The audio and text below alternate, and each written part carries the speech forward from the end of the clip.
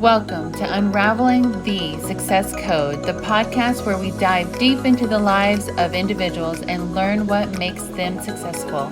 I am your host, Kimberly Johnson, a producing branch manager myself. I love to hear from my peers on what their definition of success is.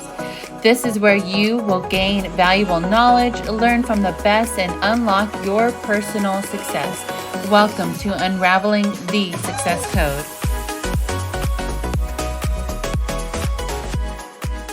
Today we have Autumn Andersen with Keller Williams in Granbury, Texas. Former teacher, now made a pivot to real estate, doing rock star well. And she's going to show and just share us some of her tricks and tips and just how she has made that transition over. And then what she sees coming up in the market this year. So welcome and thanks for coming on. Yes, thank you, Kimberly, for having me. I'm happy to be here. So share a little bit about your background and then the transition from teacher to real estate. Okay. So I was in the educational setting for about 15 years. I was a teacher's aide. I've driven a bus. I taught first and second grade. And honestly, there was a time in my career that I probably could have become a billionaire and I would have never quit that job. I loved it that much. And then about 2017, I started to kind of get this lagging feeling that I wasn't excited to get up and go to work anymore. And it wasn't the kids. I love my coworkers. The districts that I worked in were phenomenal. I had great admins. It was just my fire started to go out. And I had worked with teachers before that their fire went out way before they were willing to recognize that. And I vowed to never be that person. So when I started to feel my Kindle, the flame starting to become less, I thought, okay, I've got to do something else. And I've always been interested in real estate. I love decorating and being a part of anything that has to do with a home. I like to see different people's styles, and real estate was kind of a no-brainer for me. My husband's job does require him to travel and be gone a lot. So definitely had to find something that could allow me to do the job and still be a mom and a wife. And state was just the perfect fit.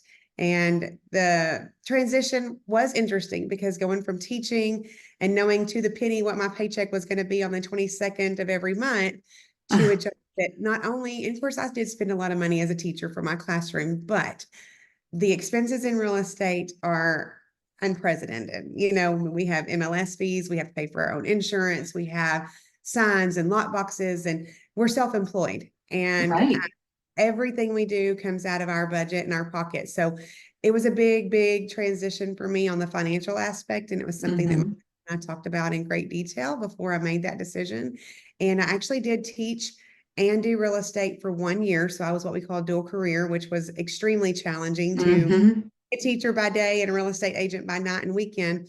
But that was something that we committed to in order for me to have a little bit of a nest egg so that when I quit teaching, I could plan for that that transition financially and not have any lapse in what we needed to do for our family financially.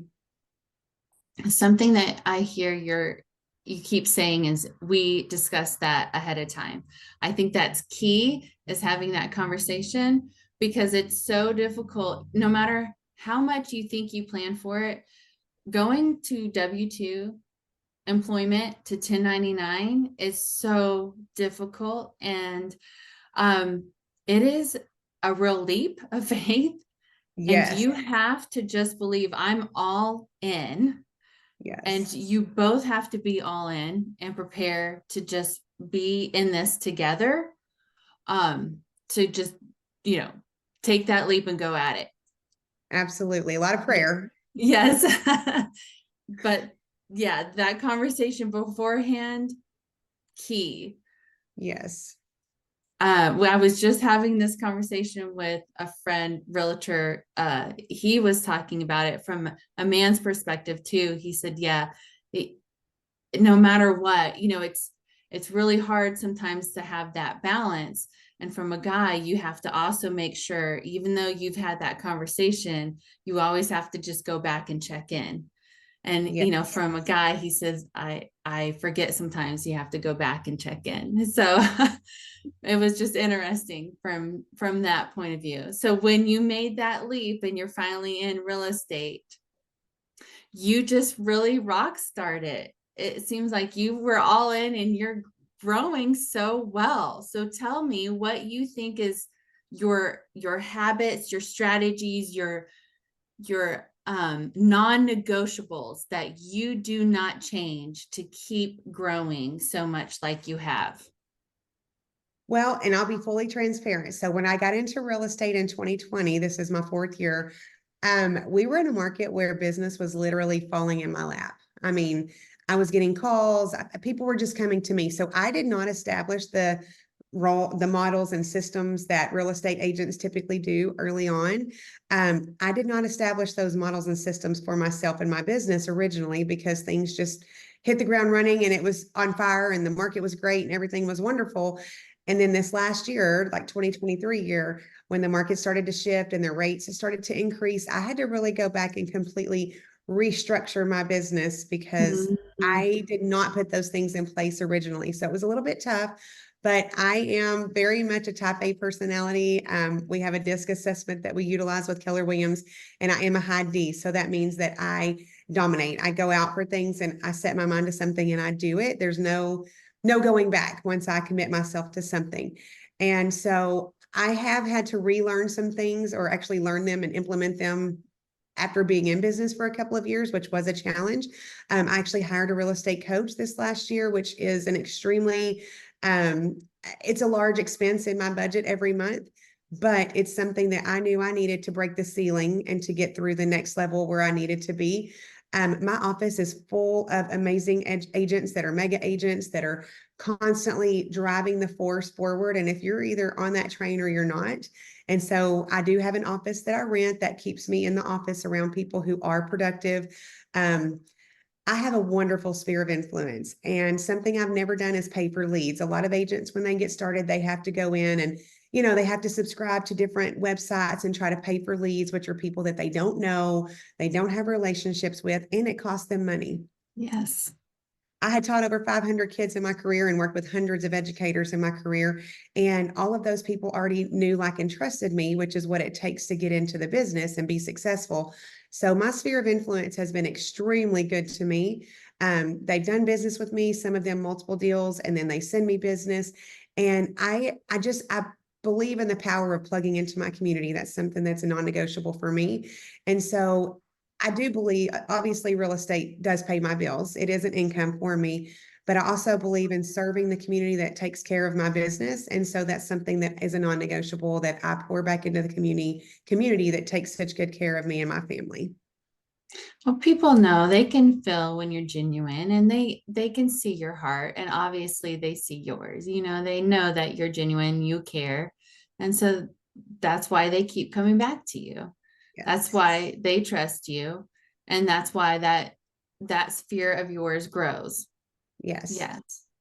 Awesome. So what do you do? You talk about keeping that close. What are those key things that you do to keep them close? Is it calls? Is it drop bys? How do you touch base with them? Yes. And one of the things that's extremely important to me is authenticity. I have to be authentic. It can't just be, oh, it popped up on my calendar and I've got to call, John today because I'm supposed to call him. So I keep track of people's birthdays. I have a very strong following on Facebook and I always have. So that wasn't anything I had to change. I've always been very active on social media. I know there's pros and cons to putting your life out there on social media, but I have family that lives all over the country. And so it's just always been a natural part to share those things with family. So now I get to share them with my friends and my business partners. So I do make calls. I send birthday cards. I send home anniversary cards. If I see people's pets pass away on Facebook, I send cards for that. I know people, their kids. I go to ball games. But those are all things I did as a teacher. So I really haven't had to change my perspective because as a teacher, I went to my students' ball games, I went to their birthday parties. there's just so many things that I did before that I wasn't planning to be in real estate, but I've just carried it over. And just the authenticity factor, we volunteer at food pantries. I volunteer at our church for several things, for luncheons for first responders. Um, I work with the Biloxi Children's Advocacy Center here in Granbury. I work with the Brazos Pregnancy Center for families that have unplanned or unexpected pregnancies, and they get assistance from them. Um, those things like that are things that I've always done, and they just become natural to me, and I've just carried that on, and now I have a little bit more flexibility in my schedule that I can do those You can. things. Yes. I think that's where people think, if you're getting into a sales role or you're wanting to be an entrepreneur, and then they think, oh, I don't want to go into sales. I'm not salesy, but you're just living life. Right. Yes. And this And is a like you said, service you people see offer. that, they know if Right. you're authentic. And that was probably one of the top non-negotiables for me, was that I can't go be, no offense to used car salesman, but I can't go be that, person that just chases people down for a deal. And I live in a small community. There's over 400 agents in our county. And Mm-hmm. so the competition is high. I mean, everybody I know knows 5 or 6 realtors that are all phenomenal. There are so many wonderful agents in our community. So, you know, being the person that someone calls when they need something, it is humbling, and I'm very grateful for every opportunity I get. And, there are friends that have used other agents before I got into real estate, and I don't carry my feelings on my shoulders. If they choose to go with someone else, I'm happy for that agent. And I truly believe that people need to work with someone that's a good fit for them, not just because we're friends or they feel obligated, but it needs to be a good fit. So, you know, I pray that God gives us what we need and the ability to be able to give back. And I don't need a surplus. And He has provided every step of the way during this journey for us. Amen. Yes. God takes care of us and we take care of them. Yes, definitely. And then, so would you have any advice for teachers in particular that are looking into going into real estate and what they might need to know, or some advice making that transition?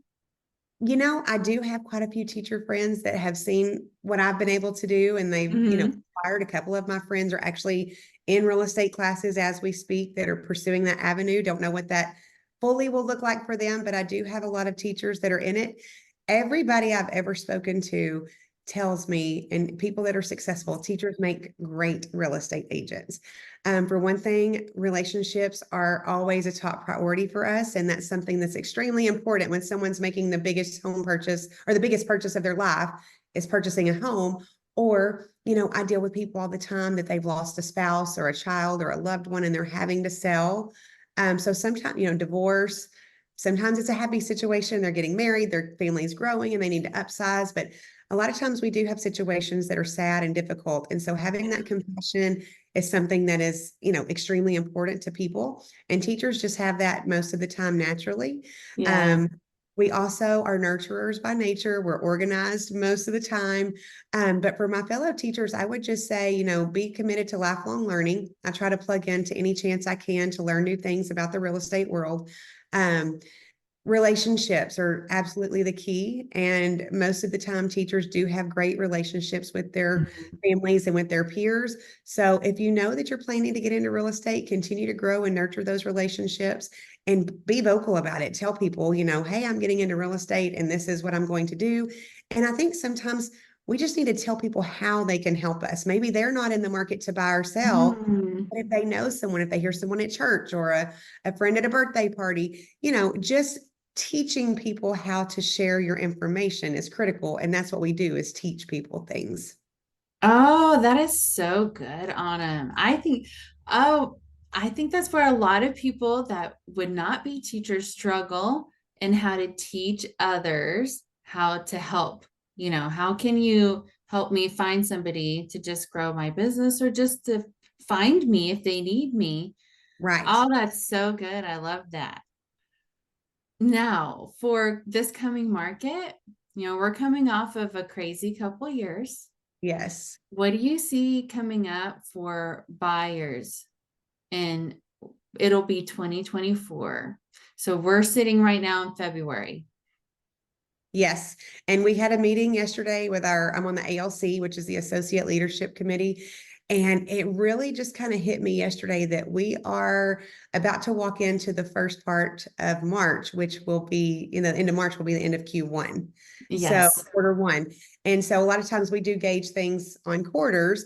And, the interest rates last year, they projected them to drop by May, and then it was by July, and then and it never happened. They just continued to rise, which made it really hard for first-time home buyers, which is kind of my niche. I love first-time home buyers because again, I get to teach them the process. Yes. Um, the couple of years prior to that was also a hard market for first-time home buyers because it was so competitive. People were going in with extra money and they had cash. I've had people go $100,000 over asking price to win a deal when there's 9 or 11 other offers on the table, which made it impossible for first-time home buyers because they don't typically have a surplus of cash Right. at their disposal. And so, when the rates were low, it was hard for first-time home buyers because of the opportunities for people who had so much equity in their homes and just had that surplus of cash. Then we got into the market where the rates were a little higher, which made it hard for first-time home buyers because their debt to income ratios may not quite be there. And those higher interest rates cause their payment to go up, which also hurt their debt to income ratio. So this year, I do see, we have had some price or some reductions in the interest rates. I am hearing over and over again, and you may have some knowledge of this, but the interest rates should drop more, hopefully by June. We had heard March, and now we're hearing it may be June or July. But also, while rates are important and they do significantly impact your payment, it's also critical for first-time homebuyers specifically to know that once those rates do drop, there are a ton of buyers that are just waiting on the sidelines. And when those buyers infiltrate the market, they're projecting over 5 million new buyers to the market. That's going to affect our first-time home buyers significantly as well. So a lot of lenders are offering opportunities for refinancing. A lot of them are willing to absorb those lender fees to help first-time home buyers or anybody, but especially first-time home buyers to be able to refinance once the rates do drop. So I've really been trying to coach my buyers to maybe go down a little bit on the price, knowing Yeah. that they're pre-approved for $350 at $350,000 doesn't mean they have to buy a $350,000 house. Right. So don't always maximize what you're approved for. So maybe we need to look at houses that are closer to 275 to 300,000 to kind Mm-hmm. of that payment a little bit, go in with a little higher interest rate with the understanding that when rates drop, they can refinance and get that rate down.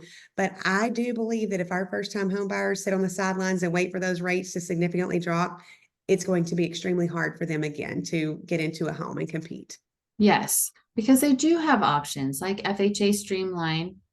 Yep. Where, just for the listeners that don't know, that's a refinance where you don't have to order the appraisal again. You don't have to pay for or turn in all your documents, and you just refinance into a lower rate. It's a lot easier. And then I think sometimes when you're a first time home buyer, you think, oh, this is the forever home. No, this is your first home. This is Yes. the first step. This can be, even if you think of it, I my I love talking to first time home buyers because look, if you think of this as even an investment where I will live in it for 2 years and buy my next home. Right. So if you walk into it in that mindset, you might even go half of what you would normally think of, because now we're looking at rental income. And Right. so we're totally walking in differently than what's my max budget and what can I afford. And let's do that a couple of times and see what that does in 10 years for you. And that's what really gets me excited. I Yeah. wish there were somebody teaching that kind of investment for my age when I was younger. But Me too. yes. So yeah, I'm with you. I hope that they don't sit on the sidelines. I hope they get out there and start shopping, because yes, when rates start dropping, everybody will be out there, and they are predicted to do so. No, nobody has the crystal ball because they were not predicted to do what they did last year. Right. But We are. yeah, but they are Yeah, slowly taking a turn downwards. So yeah, it'll be interesting to see this year. it And it's will. yeah, it's already though picking up and getting busier. So I do encourage people to get out there because now is a time where you can get seller credits and a little bit more help if Yes, you need it. absolutely. Now, going to success and more of a personal touch. Success to each person is different. And I love to hear on a personal level, like past, what did you perceive success to be? And then now, where you sit, what do you perceive success to be? 10 years ago, I think if you would have asked me that, I would have defined success based on money and a financial standpoint. Um, I've had a whole new perspective on life and different things the last few years. And so to me, success is attaining goals. Obviously, that can be personal, it can be business, any financial goals can be a part of that. But success is just living the life that we have and the life that we've been blessed with and bless others, pouring into our community, pouring into our family, pouring into our business. And I don't know that success is completely measurable by definition because my perspective on success changes. A year ago, if you would have asked me, like, a year ago in January, if you would have asked me what success was, it would have been to get my health on track. And I was dealing with some extremely difficult health de decisions and things that I was not aware of. And so a year ago in January, I would have said success would have been being able to breathe and to function a daily life. And I was still trying to work. Now that I am in a better place, to me, success is enjoying every moment, enjoying every day, taking advantage of the beautiful sunny days that we have. I sit outside and work when I can. Um, and just maximizing every opportunity that comes our way, whatever that looks like. And in our world, it's different every day. And so to me, success is just maximizing every avenue that we get financially, personally, in our business opportunities. When I meet someone at Brookshire's and I, can pray with them or talk to them and, get their number and we exchange information. I mean, to me, that's a success story. I love that. Well, thank you so much for your time. Thank you for sharing. Thank you. It was wonderful. And I will make sure for all of you listeners that you have all of Autumn's information below to get a hold of her and all of her contact with Facebook and Instagram below also, so you can reach her on those platforms. And we will talk to you guys soon. Thank you, Kimberly. Thank you. Now it's time for you to take action and apply what you have learned. Armed with the insights from our interviews, you have the tools to make informed decisions and achieve your goals. So go out there, put your knowledge into action, and we will see you again next time here on Unraveling the Success Code.